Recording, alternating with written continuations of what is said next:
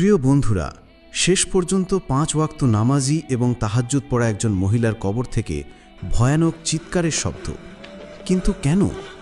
তার ছেলে বলে, যখন আমি ফজরের নামাজ পড়ে আমার মায়ের কবরে যাই, তখন তার কবরে আগুন জ্বলতে দেখি। কবরের ভেতর থেকে কান্নার ও হাহাকারের শব্দ শোনা যায়। আমি খুবই বিচলিত হয়ে পড়েছিলাম, এসব কেন হচ্ছে? আমি ইমাম সাহেবের কাছে জিজ্ঞাসা করলাম। তিনি বললেন, কবর খনন করো, তাহলে সব রহস্য পরিষ্কার হয়ে যাবে। কিন্তু যখন আমি কবর খনন করলাম, তখন সামনে দৃশ্য দেখে আমি অজ্ঞান হয়ে গেলাম, কারণ কবরে আমার মায়ের সঙ্গে। বন্ধুরা, এই ঘটনাটি পুরোপুরি বোঝার জন্য ভিডিওর শেষ পর্যন্ত অবশ্যই থাকুন, কারণ এই ঘটনায় রয়েছে অনেক বড় শিক্ষা। তো চলুন শুরু করা যাক। আমার নাম রশিদ, আমি একটি ছোট গ্রামে বাস করি। আমার মা জরিনা মাই গ্রামে একজন পরিচিত ও সম্মানিত ব্যক্তিত্ব ছিলেন। গ্রামের সবাই, শিশু বড় বুড়ো, তাকে খুব পছন্দ করত এবং সম্মান করত। আমার মা গ্রামের একমাত্র শিক্ষিত মহিলা ছিলেন, যিনি আগে গ্রামে স্কুলে শিক্ষকতা করতেন। তিনি বাড়িতে শিশুদের বিনামূল্যে টিউশন পড়াতেন এবং ধর্মীয় শিক্ষাও দিতেন। আমার মায়ের শিক্ষকতার কারণে গ্রামে তার খুব সম্মান ছিল। তার জন্যই গ্রামের সবাই আমাকেও খুব পছন্দ করত এবং সম্মান করত। আমি সারা জীবন আমার মাকে শুধু নেকনামি অর্জন করতে দেখেছি। এক সময় আমি নতুন চাকরিতে যোগ দিয়েছিলাম। তখন মা বললেন, আমি তোমার বিয়ের সম্বন্ধ ঠিক করেছি। মায়ের কথা শুনে আমি লজ্জা পেয়ে গেলাম। আমি জিজ্ঞাসা করলাম, কার সঙ্গে সম্বন্ধ ঠিক করেছ? মা জানালেন, গ্রামে একজন বিধবা মহিলা আছেন, যার একমাত্র এতিম মেয়ে। আমি ঠিক করেছি তার সঙ্গে তোমার বিয়ে দেব। মায়ের কথায় আমার মাথা গর্বে উঁচু হয়ে গেল। মা চাইলে যে কোনো মেয়ের সঙ্গে আমার বিয়ে দিতে পারতেন, কিন্তু তিনি গ্রামের একজন গরিব, এতিম, কম সুন্দরী মেয়ের সঙ্গে, যার গায়ের রং গাঢ় শ্যামলা, তার সঙ্গে আমার বিয়ে ঠিক করেছিলেন। গ্রামের সবাই সেই বিধবা মহিলাকে বলতে লাগলো, তুমি খুব ভাগ্যবতী, তোমার মেয়ে এত ভালো বাড়িতে যাচ্ছে, শাশুড়ি তার খুব যত্ন নেবেন। আমার হবু শাশুড়ি খুব কম কথা বলতেন, নিজের কাজে থাকতেন এবং অন্যের বাড়িতে খুব কম যাতায়াত করতেন। আসলে তার যৌবনে কিছু ভুল হয়েছিল, যার কারণে গ্রামের লোকেরা তাকে পছন্দ করত না। শুনেছিলাম তার যৌবনে গ্রামের কিছু লোকের সঙ্গে তার অসৎ সম্পর্ক ছিল, যার জন্য সবাই তাকে সন্দেহের চোখে দেখত। তিনি যৌবনে বিধবা হয়ে গিয়েছিলেন এবং কেউ তার দিকে বিয়ের জন্য হাত বাড়ায়নি। তার সম্পর্কে কিছু গুজবও ছড়িয়েছিল, যা হয়তো তার দ্বিতীয় বিয়ের পথে বাধা হয়ে দাঁড়িয়েছিল। বিয়ের প্রথম রাতে আমি আমার স্ত্রীকে ভালো করে বুঝিয়ে দিয়েছিলাম, যদি তুমি আমার মায়ের সম্মান করো এবং তার মনে জায়গা করে নেওয়ার চেষ্টা করো, তবেই আমি তোমাকে স্ত্রীর মর্যাদা দেব। গ্রামের সবাই আমার মাকে খুব সম্মান করে, তাদের সঙ্গে ভালো ব্যবহার করে, এবং তোমাকেও এটা করতে হবে। তার চোখে পানি এসে গিয়েছিল এবং সে আমার কথায় মাথা নত করেছিল। আমি মনে করেছিলাম এই মেয়ের সঙ্গে বিয়ে করে আমি তার উপর একরকম উপকার করেছি। এক তো তার মধ্যে কোনো যোগ্যতা ছিল না, তার চেহারাও ভালো ছিল না, দ্বিতীয়ত তার মায়ের কারণে সেও বদনাম হয়ে গিয়েছিল। এমন মেয়ের সঙ্গে কে সম্মানের সঙ্গে ব্যবহার করবে? মাঝে মাঝে মা তাকে তার উপকারের কথা মনে করিয়ে দিতেন। আমি তোমাকে সম্মানের সঙ্গে এই বাড়িতে এনেছি, আমার সামনে জিভ জ্বালানোর সাহস করো না। একদিন যখন আমি বাড়ি ফিরলাম, মায়ের কথা শুনে আমি অবাক হয়ে গেলাম। আমি জিজ্ঞাসা করলাম, মা কি হয়েছে, আপনি এত রেগে কেন? আমি আমার মাকে জীবনে কখনো এত রাগতে দেখিনি। তিনি বললেন, তোমার স্ত্রীর মুখে জিভ এসে গেছে, সে আমার সঙ্গে বেয়াদবি করছিল। তাকে বোঝাও, সে এই বাড়িতে তখনই থাকতে পারবে যদি আমার সঙ্গে ভালো ব্যবহার করে। তখন আমি আমার স্ত্রীর মুখে একটা জোরে চড় মারলাম এবং বললাম, এই সেই মহিলা যিনি তোমাকে নতুন জীবন দিয়েছেন, নইলে এই ছোট বাড়িতে তোমাকে বিয়ে করতে কেউ আসত না। মায়ের মুখে তৃপ্তির ভাব ফুটে উঠল। সেই রাতে মা এমন শান্তিতে ঘুমালেন যে আর কখনো উঠলেন না। আমি খুব কাঁদলাম। মা, কি হলো? আপনি হঠাৎ আমাকে ছেড়ে চলে গেলেন। এখনও তো আমার আপনার সঙ্গে সময় কাটানোর কথা ছিল, আপনার আমার সন্তানের আনন্দ দেখার কথা ছিল, কিন্তু এসব দেখার আগেই আপনি চলে গেলেন।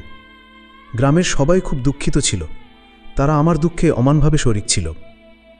আমার রুটিন ছিল প্রতিদিন সকাল সন্ধ্যায় মায়ের কবরে গিয়ে ফাতেহা পড়া। মা চলে যাওয়ার দুদিন পরেও আমার জন্য সে দুদিন যেন কিয়ামতের মতো ছিল। একদিন যখন আমি ফজরের নামাজ পড়তে মসজিদে গেলাম, তখন কিছু লোককে মায়ের সম্পর্কে অদ্ভুত কথা বলতে শুনতে। তাদের কথা শুনে আমার কান খাড়া হয়ে গেল। আমি রেগে বললাম, তোমাদের সাহস কি করে হলো আমার মায়ের সম্পর্কে কথা বলার? তারা বলল, আমরা কথা বলছি না, তুমি নিজে গিয়ে দেখো, তাহলে বুঝতে পারবে আমাদের কথা সত্য না মিথ্যে। আমি তাদের কথা বুঝতে পারিনি।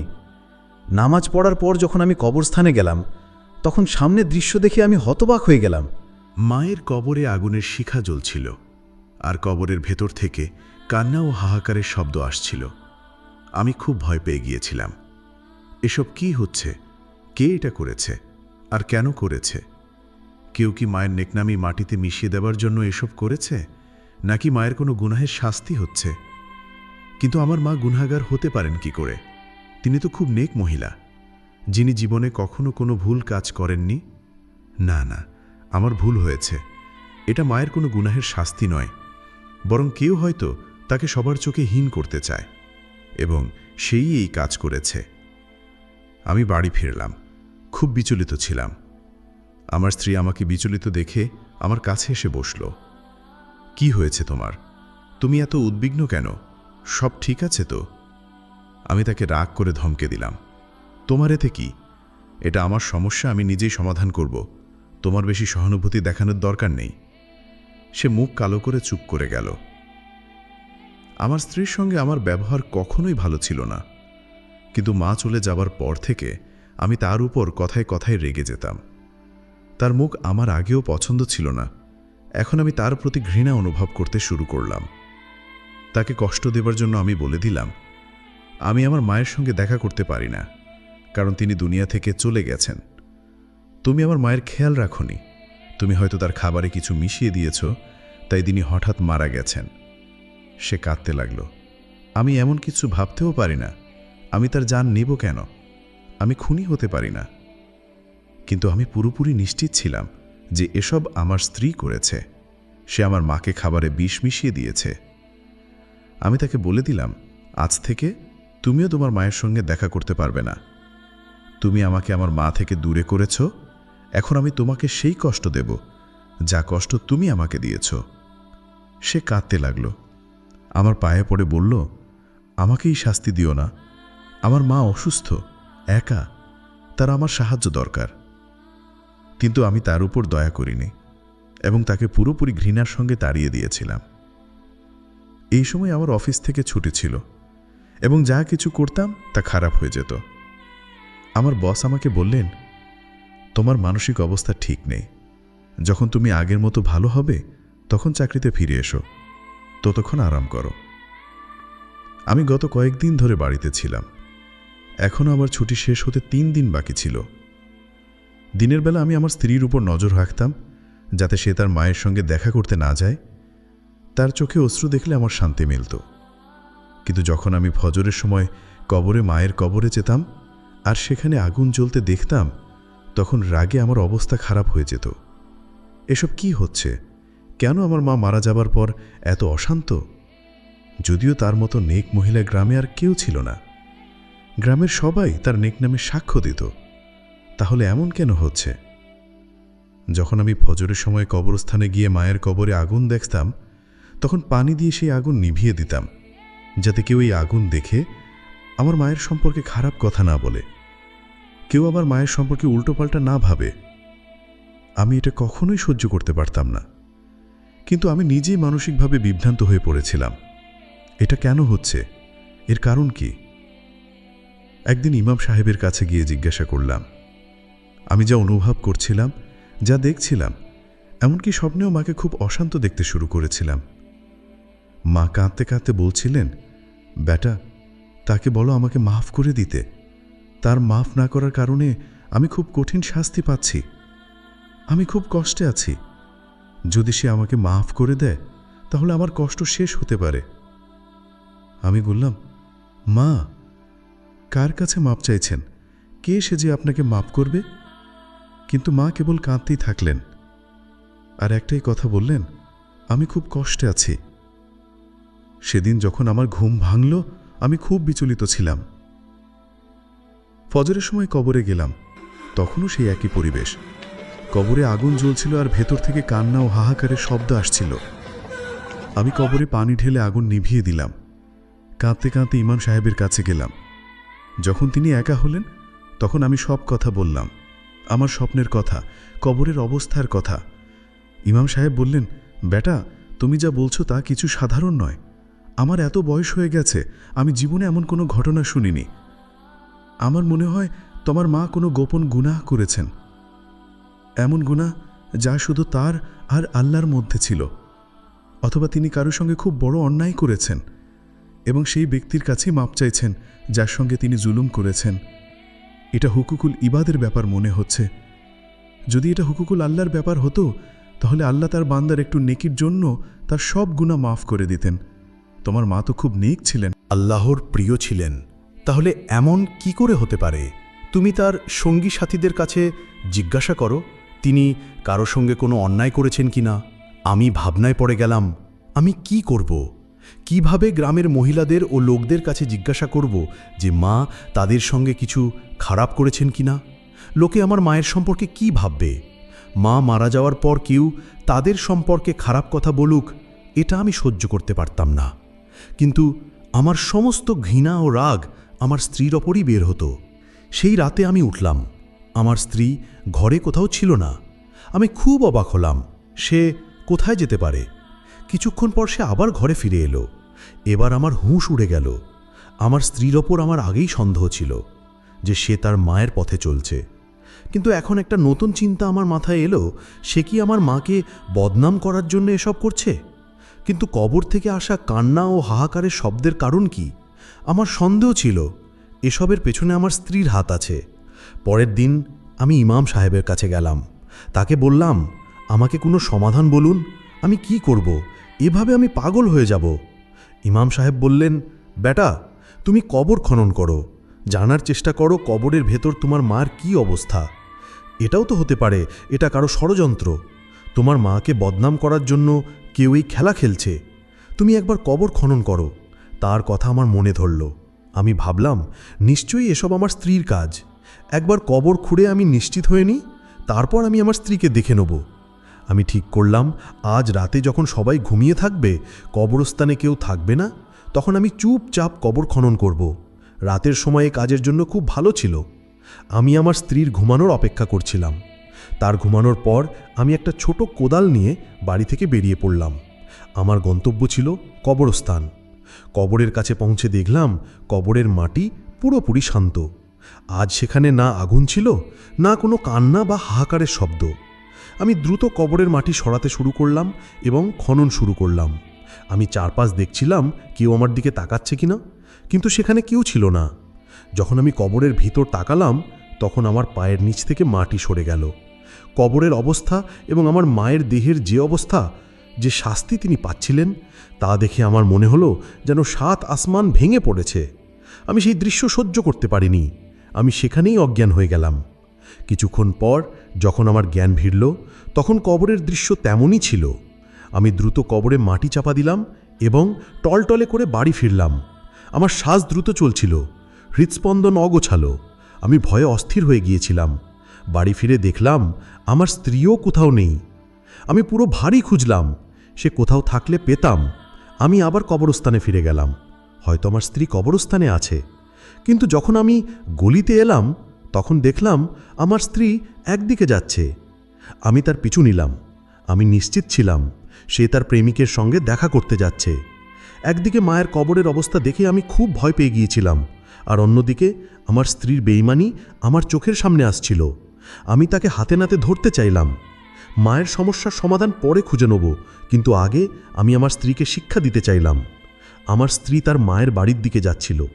নিশ্চয়ই সে তার প্রেমিককে তার মায়ের বাড়িতে দেখেছে। এই ভেবে আমি তার পিছু পিছু বাড়িতে ঢুকে গেলাম। সে দরজা খুলে ভিতরে গেল, আর আমিও চুপচাপ ভিতরে ঢুকে গেলাম। একটা ঘর থেকে কান্না, হাহাকার আর কথাবার্তা শব্দ আসছিল। আমি সেখানে গেলাম। যা শুনলাম তা শুনে আমার পায়ের নিচ থেকে মাটি সরে গেল। কবরের ভিতরে যে দৃশ্য দেখেছিলাম তা আবার আমার মনে পড়ে গেল। আমার স্ত্রী বলছিল, মা, এই মহিলা আমাদের সঙ্গে এত জুলুম করেছে, এত অত্যাচার করেছে, আপনি দেখছেন আল্লাহ তাকে কি শাস্তি দিয়েছেন। মৃত্যুর পর সে দুনিয়ার সামনে উদাহরণ হয়ে গেছে। যাকে সবাই নেক মহিলা বলতো, নেক নামী ও ভালো খ্যাতির জন্য পরিচিত ছিল, কিন্তু এখন তার কবরে জ্বলা আগুন আর ভেতর থেকে আসা শব্দ শুনে সবাই বলতে বাধ্য হচ্ছে যে সে খুব গুনেগার ছিল। কিন্তু আমার স্বামী এখনও এটা বুঝতে পারেনি। তারা এখনও আমার সঙ্গে অনেক অত্যাচার করে, আমার হৃদয় ভেঙে দেয়।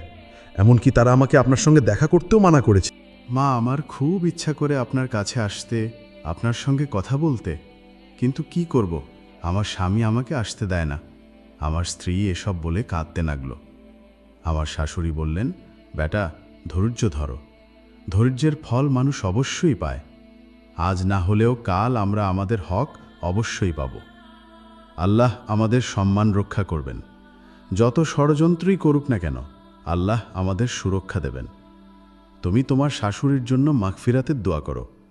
আল্লাহ তোমার স্বামীকে শান্তি দিন। তাদের কথা শুনে আমি অবাক হচ্ছিলাম। মা কি গুনাহ করেছেন, এদের সঙ্গে কি অত্যাচার করেছেন যা শুধু এরা জানে আর আমি এসব থেকে অজ্ঞাত। তখন আমার স্ত্রী বলল, মা, যদি সেই কাগজপত্র আমাদের কাছে ফিরে আসে, তাহলে কি আমরা আবার বাড়িটা ফিরে পেতে পারি? তখন আমার মনে পড়ল সেই কাগজপত্রের কথা, যা আমি মায়ের কবরে দেখে এসেছি। আমি সেগুলো বাড়িতে নিয়ে এসেছিলাম এবং সেগুলো তখনও আমার হাতে ছিল। আমি সেগুলো খুলে দেখলাম সেগুলো ছিল আমাদের বাড়ির কাগজপত্র। মা এই কাগজপত্রের খুব যত্ন নিতেন। আমার বিয়ের পর থেকে তিনি সবসময় এগুলো নিজের কাছে রাখতেন। আমি জিজ্ঞাসা করলে বলতেন, বেটা, আমি চাই না আমার বাড়ির কাগজপত্র কারো হাতে পড়ুক। আমি এই বাড়ি খুব কষ্টে তৈরি করেছি। একটি একটি ইট, একটি একটি পাথর আমার পরিশ্রমের সাক্ষী। তুমি তখন খুব ছোট ছিলে, তুমি কিছুই মনে করতে পারবে না। এই বাড়ি আমি কত কষ্টে তৈরি করেছি। এখন আমি এটা অন্যের হাতে তুলে দিতে পারি না। আমি হেসে বলতাম, মা, এই বাড়ি আমাদের কাছ থেকে কেউ ছিনিয়ে নিতে পারবে না। আমাদের জিনিস কেন কেউ ছিনিয়ে নেবে? মা যখন মারা গেলেন, তখনও এই কাগজপত্র তার খাটে পড়েছিল। কীভাবে যেন এগুলো তার সঙ্গে কবরে চলে গিয়েছিল। হয়তো গোসল দেওয়ার সময় কোনো ভুল হয়েছিল এবং কাগজপত্রগুলো কাফনের সঙ্গে রাখা হয়েছিল। ইমাম সাহেব বলেছিলেন, মৃতদেহ দাফনের সময় তার বুকে অহদনামা রাখতে হয়। আমাদের গ্রামে কিছু লোক মৃতদেহের সঙ্গে অহদনামা রেখে দাফন করত। সম্ভবত অহদনামার সঙ্গে ভুল করে বাড়ির কাগজপত্রও চলে গিয়েছিল। আমি কাগজপত্রগুলো মনোযোগ দিয়ে দেখছিলাম। মনে হচ্ছিল কিছু একটা আছে যা আমার চোখের সামনে থাকলেও আমি বুঝতে পারছি না। তখন ভেতর থেকে আসা কথাবার্তা শুনে আমি চমকে উঠলাম। আমার শাশুড়ি বলছিলেন, বেটা, এই কাগজপত্র দিয়ে তুমি কি করবে? সব কিছু এখন তোমারই। তোমার স্বামীর বাড়ি তোমারই হলো। এগুলো ছেড়ে দাও। তোমার স্বামীর সেবা করো। তার হৃদয়ে তোমার জন্য ভালোবাসা জাগানোর চেষ্টা করো। বেটা, ভুলে যেও না, স্বামীর ভালোবাসা একজন নারীর জন্য জান্নাত ও জাহান্নাম নির্ধারণ করে। আমি আর সহ্য করতে পারলাম না। আমি ঘরে ঢুকে গেলাম। বললাম, এই কাগজপত্র নিয়ে তোমাদের কি? আর তুমি আমার মায়ের সম্পর্কে এভাবে কথা বলছো? আমাকে দেখে আমার স্ত্রীর মুখের রং পাল্টে গেল। আমার শাশুড়িও বিব্রত হয়ে গেলেন। তিনি বললেন, বেটা, তুমি এখানে এসে বসো। কিন্তু আমি বসার বদলে তাদের সামনে দাঁড়িয়ে গেলাম। আমার মনে হচ্ছিল কিছু একটা আছে যা শুধু আমার শাশুড়ি জানেন। তাদের চোখে দুঃখ ও পস্তানোর ছাপ ছিল। আমি বললাম, যা কিছু আমাকে বলুন, আমি সত্য শুনতে চাই। তিনি বললেন, বেটা, তুমি তোমার মাকে খুব ভালোবাসতে। আমি জানি এখনও তুমি তাকে ততটাই ভালোবাসো। তুমি তোমার মায়ের বিরুদ্ধে কিছু শুনতে পারবে না। এটা সহ্য করা এত সহজ নয়। কিন্তু আমি ঠিক করেছিলাম আমি পুরো সত্য জেনেই সিদ্ধান্ত নেব। তখন আমার শাশুড়ি বলতে শুরু করলেন, যদি তুমি শুনতে চাও, জেদ করছো, তাহলে শোনো। যখন তোমার মা বিয়ে হয়ে এই বাড়িতে এসেছিলেন, তখন আমি তোমাদের পাশের বাড়িতে থাকতাম। আমি তোমার বাবার সঙ্গে সম্পর্কে তার ফুফু। তার কথা শুনে আমার মুখ হাঁ হয়ে গেল। আপনি সত্যি বলছেন? তিনি বললেন, হ্যাঁ, আমি তোমার ফুফু। আর এই বাড়ি যেখানে তোমরা থাকো, এটা আমার বাবার, তাই এটা আমারই বাড়ি। আমি বিয়ে হয়ে আমার শ্বশুর বাড়ি চলে গিয়েছিলাম, তাই এই বাড়ি আমি তোমার মা বাবাকে থাকার জন্য দিয়েছিলাম। তাদের বলেছিলাম, যখন তারা নিজেদের বাড়ি তৈরি করবে, তখন আমি আমার বাড়ির কাগজপত্র ফিরিয়ে নেব। আমার শ্বশুর বাড়িতে অনেক সমস্যা ছিল। আমার শাশুড়ি ও ননদরা এই বাড়ি হাতিয়ে নেওয়ার চেষ্টায় ছিল। আমি জানতাম, যদি এই বাড়ি তাদের হাতে চলে যায়, তাহলে আমি আর কখনো ফিরে পাব না। একদিন আমি তোমার মায়ের কাছে এই সমস্যার কথা বললাম। তিনি বললেন, এই কাগজপত্র আমার নামে করে দাও। তোমার আমার ওপর ভরসা থাকা উচিত। আমি তোমার সম্পত্তি নিয়ে পালাবো না। আমরা নিজেদের বাড়ি তৈরি করলে চলে যাব। আমি অশিক্ষিত, জাহিল। আমি তার কথায় ভুলে গিয়েছিলাম এবং যেখানে যেখানে তিনি আঙুলের ছাপ দিতে বলেছিলেন আমি সেখানে ছাপ দিয়েছিলাম। আমি জানতাম না আমি জীবনে কত বড় ভুল করেছি। আমি আমার জমি, সম্পত্তি, বাড়ি সব তোমার মায়ের নামে করে দিয়েছিলাম। 1 বছর পর তোমার বাবার মৃত্যু হলো। তিনিই একমাত্র সাক্ষী ছিলেন। তারপর শয়তান তোমার মাকে লোভের পথে ঠেলে দিল। তিনি আমাকে পুরো গ্রামে বদনাম করে দিলেন। লোকেদের মধ্যে ছড়িয়ে দিলেন যে আমার গ্রামের কিছু লোকের সঙ্গে অবৈধ সম্পর্ক আছে। তিনি কিছু লোককে টাকা দিয়ে আমার পিছনে লাগিয়েছিলেন, যারা আমার পথ আটকাত, আমাকে বদনাম করত। আমার স্বামীও তখন হার্ট অ্যাটাকের কারণে মারা গিয়েছিলেন। আমার শাশুড়ি ও ননদরা আমাকে বাড়ি থেকে বের করে দিয়েছিল। যখন আমি তোমার মায়ের কাছে আমার বাড়ি ফিরিয়ে নিতে চাইলাম, তখন তিনি ইতিমধ্যে আমাকে গ্রামে বদনাম করে দিয়েছিলেন এবং তার নেকনামের মাধ্যমে লোকেদের হৃদয়ে জায়গা করে নিয়েছিলেন। বেটা, আমি গুনাহগার মহিলা নই। আমি কখনো আমার স্বামীর আমানতে খেয়ানত করিনি। আমি একজন সরল, অশিক্ষিত মহিলা যে তোমার মায়ের কথায় ফেঁসে গিয়েছিল। আমি আমার বাড়ি ও সম্পত্তি হারিয়েছি। আমি লোকেদের বাড়িতে কাজ করেছি, বাসন ধুয়েছি, পরিষ্কার করেছি, আমার মেয়েকে মানুষ করেছি। কিন্তু দেখো, আমার মেয়ে যে নির্দোষ, তার কোনো দোষ নেই, তাকেও লোকেদের কথা শুনতে হয়েছে। তোমার মায়ের নির্দেশেই আমাকে তোমার কাছে আমার সম্পর্ক গোপন রাখতে হয়েছে, কারণ তিনি আমাকে হুমকি দিয়েছিলেন, যদি আমি তোমাকে সত্য বলি তাহলে আমার মেয়েকেও বদনাম করবেন, যেমন আমাকে করেছেন। আমার কারণে কেউ আমার মেয়ের বিয়ের প্রস্তাব নিতে রাজি ছিল না। এমন অবস্থায় যদি তোমার মা তোমার সঙ্গে তার বিয়ে না দিতেন, তাহলে আমি কোথায় যেতাম? আমার মেয়ের জন্য বয়স্ক লোকেদের প্রস্তাব আসছিল। আমি যদি তার বিয়ে দিয়ে দিতাম, তাহলে সে কখনো সুখী হতো না। আমি জানি না তুমি আমার কথায় বিশ্বাস করছো কিনা, কিন্তু আল্লাহ সাক্ষী, আমি যা বলেছি প্রতিটি শব্দ সত্য। আমি ফুঁপিয়ে কাঁদতে লাগলাম। আমার কানের ওপর বিশ্বাস হচ্ছিল না, কিন্তু তাদের চোখের অশ্রু এবং মুখের ভাব বলে দিচ্ছিল যে তারা যা বলছেন তা সত্য। আমি আমার ফুপুর কাছে মাফ চাইলাম এবং কাগজপত্র তাদের হাতে তুলে দিলাম। এই বাড়ি আপনার, আপনার মেয়ের। এখন আমি সত্য জেনে গেছি, আমি আপনার সঙ্গে অন্যায় করব না। আজ পর্যন্ত আমি যা করেছি তা ভুল বোঝাবুঝির ভিত্তিতে করেছি। আপনি আমার প্রতি আপনার হৃদয় পরিষ্কার করুন এবং আমাকে মাফ করুন। এই জীবনে প্রথমবার আমার শান্তি অনুভব হচ্ছিল। আমি তাদের কাছে একটা অনুরোধ করলাম, আমার মা তোমার সঙ্গে যা করেছেন, আল্লাহর জন্যে তাকে মাফ করে দিন। তার জন্যে আপনার হৃদয় পরিষ্কার করুন। তারাও কাঁদতে লাগলেন। তারা বললেন, আমরা তোমার মাকে মাফ করে দিয়েছি। আমাদের হৃদয়ে তার জন্যে পরিষ্কার করেছি। আল্লাহর কাছে দোয়া করি, তিনিও তোমার মাকে মাফ করুন, তার শেষ গন্তব্য সহজ করুন। আমি শাশুড়ির কাছ থেকে কাগজপত্র নিতে অস্বীকার করলাম। তিনি বললেন, বেটা, এই বাড়ি এখন তোমাদের দুজনের। তুমি আমার ছেলের মতো। তোমরা দুজনে সুখে থাকবে, একসাথে থাকবে, এটা দেখে আমারও আনন্দ হবে, আমার হৃদয়েও শান্তি থাকবে। আমি আমার শাশুড়িকে আমার সঙ্গে বাড়িতে নিয়ে এলাম। আমি আমার স্ত্রীকে বললাম, আজ পর্যন্ত আমি তোমার সঙ্গে যা খারাপ ব্যবহার করেছি তার জন্য আমি মাফ চাই। আজ থেকে আমি তোমার সঙ্গে কখনো কোনো ভুল করব না। আমি প্রতিদিন আমার মায়ের কবরে গিয়ে ফাতেহা পড়তাম, তার মাগফিরাতের জন্য দোয়া করতাম। সেদিন আমি স্বপ্নে দেখলাম আমার মা খুব খুশি, হাসছেন। তিনি বললেন, বেটা, আমি জীবনে গুনাহ করেছিলাম এবং সেই বোঝা নিয়ে কবরে গিয়েছিলাম। আল্লাহর সামনে হাজির হয়ে বুঝতে পেরেছি আমি কত বড় অন্যায় করেছি। আমার কারণে একজন মহিলার পুরো জীবন ধ্বংস হয়ে গেছে। আল্লাহ আমাকে মাফ করুন। সেটাই ছিল শেষবার যখন আমি আমার মাকে স্বপ্নে দেখেছিলাম। সেদিনের পর থেকে আমি আর কখনো মাকে স্বপ্নে দেখিনি।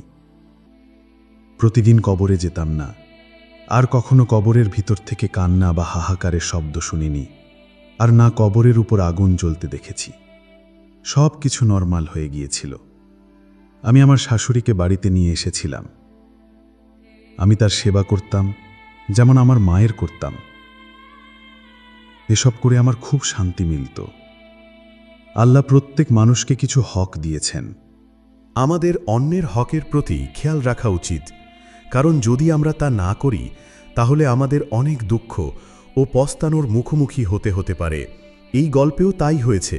একজন মহিলা তার ননদের হক ছিনিয়ে নিয়েছিলেন, যার ফলে শুধু ননদের জীবনই ধ্বংস হয়নি, বরং মহিলাটিও মৃত্যুর পর শান্তি পাননি। কারো হক মারা খুব বড় গুনাহ। হকে শুধু সম্পত্তি বা টাকা নয়, সম্মান, ভালোবাসা এবং শান্তিও অন্তর্ভুক্ত। যদি আমরা কারো সঙ্গে অন্যায় করি, তার হৃদয় ভাঙি বা তার বদনাম করি, তাহলে আমরা তার হক মারছি। এমন করলে আমরা আল্লাহর অসন্তুষ্টি অর্জন করি এবং আমাদের নিজের জীবনেও সমস্যা আসতে পারে। এই গল্প থেকে আমরা এই শিক্ষাও পাই যে আমাদের নিজের গুনাহ স্বীকার করা উচিত এবং অন্যের কাছে মাফ চাওয়া উচিত। এমন করলে আমরা শান্তি পাই এবং আল্লাহ তাআলাও আমাদের গুনাহ মাফ করতে পারেন। যদি আমাদের কারো প্রতি অভিযোগ থাকে, তাহলে প্রতিশোধ নেওয়ার বদলে ধৈর্য ধরা উচিত, কারণ আল্লাহই সত্যিকারের ন্যায় বিচারক। তাই বন্ধুরা, এই গল্পটি আপনার সব বন্ধু, আত্মীয়, পরিবারের সঙ্গে ভিডিওটি শেয়ার করুন, কারণ এই গল্পের মাধ্যমে তারাও শিক্ষা ও উপদেশ পাবে। এবং আমার চ্যানেলটি সাবস্ক্রাইব করে কমেন্ট বক্সে আস্তাগফিরুল্লাহ অবশ্যই লিখুন। ধন্যবাদ।